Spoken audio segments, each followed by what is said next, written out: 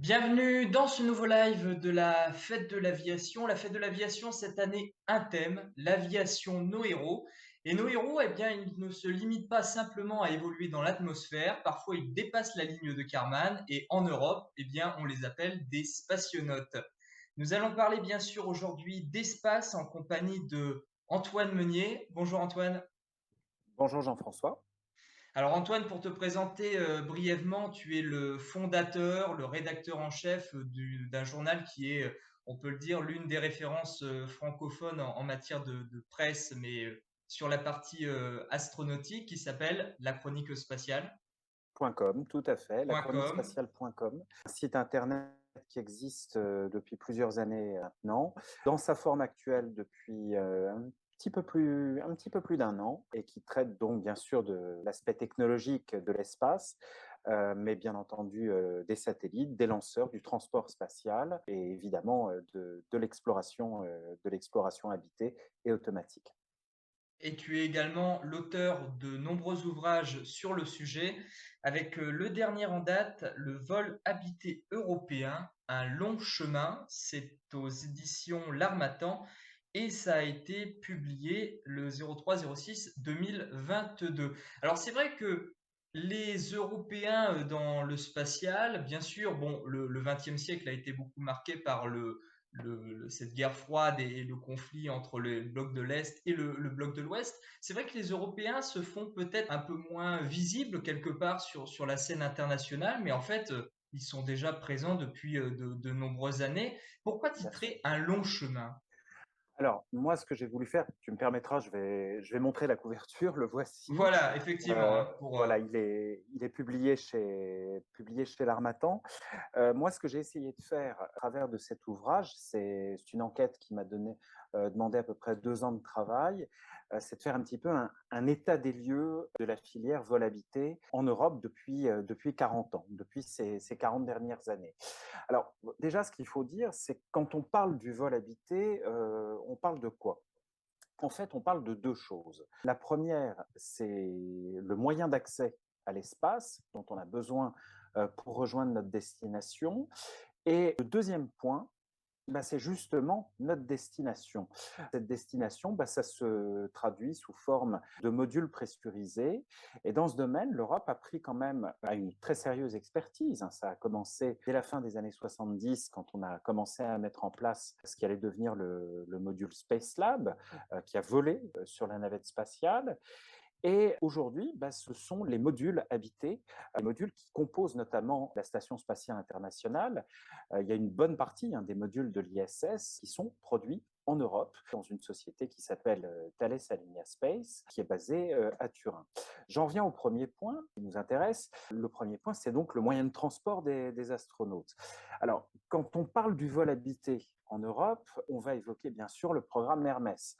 Le programme Alors, Hermès, si tu me permets, effectivement, Antoine, le programme Hermès a quand même mis en deuil une bonne partie de l'Europe, puisqu'il y a eu une sorte de déchirement entre les différents pays qui sont intervenus sur ce projet, ce qui fait que les seuls moyens d'accès à l'espace ont été soit soviétiques puis russes et américains. Mais c'est vrai que les Européens, là-dedans, force est de constater qu'ils n'ont pas été, qu'ils n'ont peut-être pas eu la place qu'ils méritaient.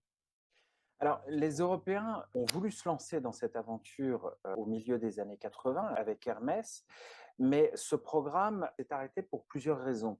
Ce sont des raisons qui sont à la fois techniques, mais aussi politiques. Disposer de la capacité de vol habité pour un pays, c'est un moyen de rayonner politiquement à travers la planète. Les raisons qui ont amené l'Europe à stopper ce programme, comme je le disais, elles sont d'une part techniques.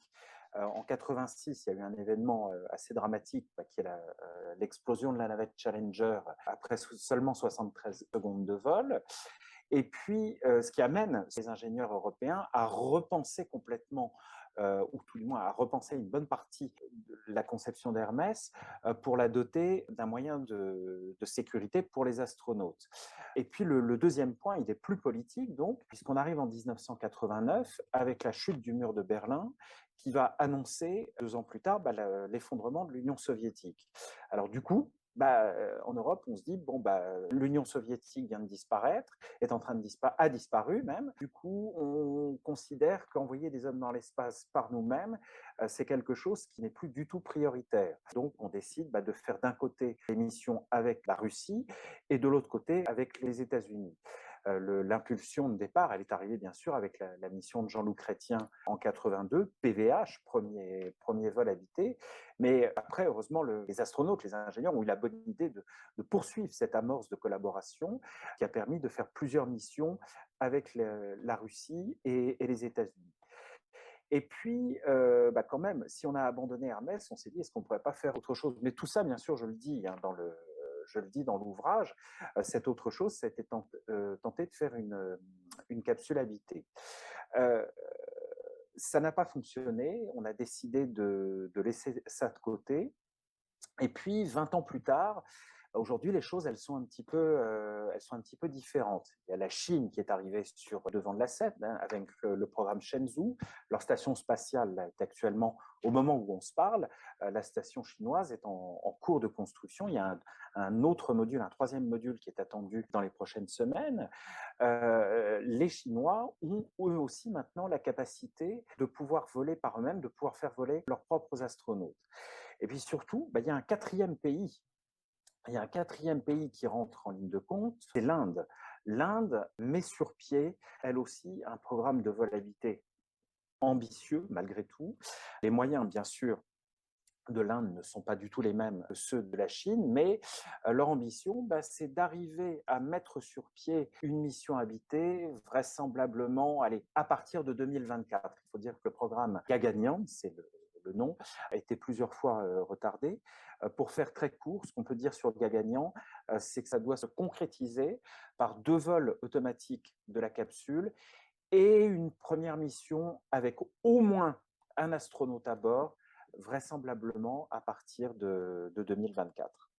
Alors, Antoine, si tu me permets tout de même, si on prend le cas chinois et même le cas indien, il y a toujours une volonté politique derrière de la part du pays.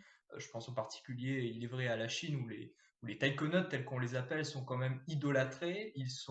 Ce sont des personnages presque de représentation publique du pouvoir. Si on prend exemple aussi des grands programmes spatiaux tels que Apollo, il y avait toujours une ambition politique derrière. Est-ce que l'Europe n'a peut-être pas perdu ce côté des grands chantiers, des grands travaux qui pourraient amener l'Europe dans l'espace par ses propres moyens? Les grands chantiers, ils existent malgré tout. Pour ce qui est du spatial, prenons le spatial européen. Faisons simple. En Europe, il y a 2 très grands programmes qui sont d'une part Galileo et d'autre part Copernicus. Galileo, c'est le programme de géopositionnement. Copernicus, c'est le programme d'observation de la Terre qui sont tous deux sous la tutelle de l'Union européenne. Le vol habité, c'est un petit peu plus compliqué. Pourquoi? Parce que le vol habité, il y a toujours un côté un peu national, d'une certaine manière.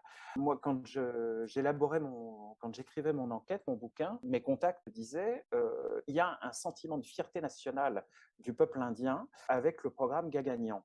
Le programme Gaganyaan, m'expliquaient mes sources, c'est un moyen pour le peuple indien de réaffirmer son identité nationale à tel point qu'en Inde, de l'ouvrier au cadre supérieur à l'enfant, tout le monde connaît le nom des dirigeants de l'ISRO. L'ISRO, c'est l'agence spatiale indienne. Alors, avec tout le respect que j'ai pour les dirigeants du CNES, je ne suis pas certain que si on fait un micro-trottoir dans la rue, on connaisse bien l'identité des dirigeants du CNES. Avec tout le respect que je leur dois, bien sûr. Oui, oui, tout à fait. Un de nos ministres l'année dernière avait annoncé aussi le lancement d'un programme qui serait plutôt un programme français, en tout cas de fusée permettant d'emporter un spationaute. Est-ce que l'avenir européen est peut-être pas aussi particulièrement français?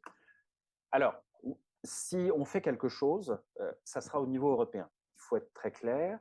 Mais ce qui est extrêmement dur dans le spatial, c'est que, et surtout en Europe, il faut coordonner tous les États membres de l'Agence spatiale européenne. Il y en a 22. C'est pas simple. Aux États-Unis, il faut tout simplement coordonner les États-Unis et ça va beaucoup plus vite. On l'a vu notamment, la réussite de SpaceX n'est plus à démontrer. Il faut avoir un consensus en Europe pour que les États membres suivent.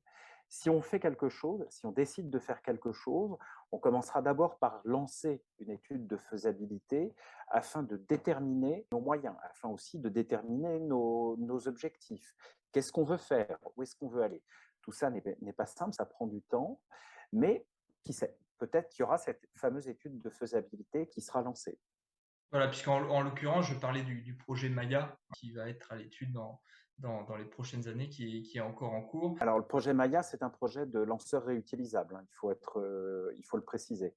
Voilà, tout à fait, un d'Ariane Group. Antoine, si on va dans l'espace aujourd'hui, on a toujours la motivation de savoir pourquoi est-ce qu'on y va. Qu'est-ce qu'apporterait le spatial européen si on lançait nous-mêmes nos spationautes? Quel Ça serait serait l'atout d'après toi?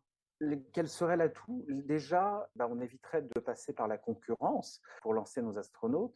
Il faut rappeler qu'aujourd'hui, SpaceX, c'est SpaceX qui a lancé les derniers astronautes européens que sont Thomas Pesquet, Mathias Maurer et Samantha Cristoforetti. On utilise la concurrence. Là, nous serions complètement indépendants. Cette indépendance d'accès à l'espace, on l'a voulu aussi en lançant le projet Ariane, le programme de Ariane dans les années 70. Aujourd'hui, il est peut-être temps de passer à l'étape supérieure en faisant décoller des astronautes depuis Kourou. Moi, je rêve de voir Thomas Pesquet faire son 3e décollage depuis la Guyane. Alors, il y a de nombreux projets hein, à l'heure actuelle aussi qui sont à l'étude. Je pense en particulier, on peut s'empêcher de regarder du côté américain en ce moment avec le projet Artemis. Euh, Est-ce que c'est porteur aussi quelque part d'une vision pour l'Europe? Alors, bon, au départ, Artemis, c'est un programme né aux États-Unis sur les ruines du programme Constellation. C'est un projet qui peut être porteur et l'Europe est déjà partie prenante du programme puisque c'est elle qui assemble l'European Space Module, c'est-à-dire le module de service européen et non pas European Space, mais European Service Module précisément. Il est assemblé par Airbus DS en Europe. Donc là-dessus, l'Europe maintenant est partie prenante de ce projet en fournissant un élément critique. Il n'est pas exclu qu'elle fournisse d'autres dispositifs pour ce programme, notamment le vaisseau cargo EL3. EL3, c'est quoi? C'est un cargo, ça serait un projet de cargo qui est actuellement étudié par l'ESA et qui serait susceptible de déposer à la surface de la Lune des fournitures pour les astronautes afin de faire un séjour de longue durée. Donc là-dessus, l'Europe, elle a un rôle à jouer, mais vraiment en tant que partenaire clé. L'Europe est un des partenaires clés, si ce n'est le partenaire clé de la NASA dans ce projet. Gateway aussi, on peut en dire un mot?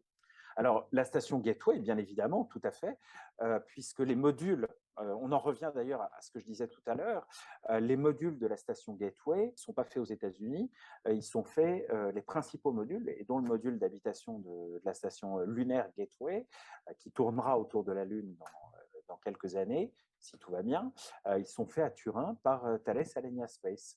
Là aussi, vraiment, l'Europe, aujourd'hui, n'a plus à démontrer son expertise dans ce domaine. Pour être vraiment complet, il lui manque simplement ce moyen de transport pour les astronautes qui reste encore à faire. Alors Antoine, ce sera ma dernière question, mais Thomas Pesquet sur la Lune ou sur une autre planète, est-ce qu'on peut y croire? C'est réalité ou utopie?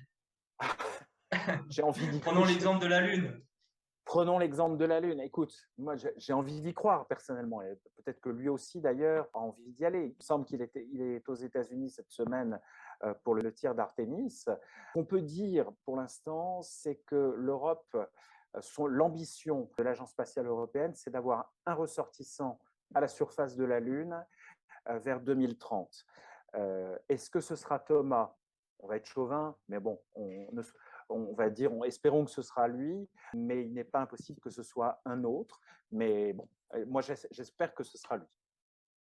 Eh bien, merci beaucoup Antoine, rédacteur en chef d'un journal sur le web qui s'appelle lachroniquespatiale.com.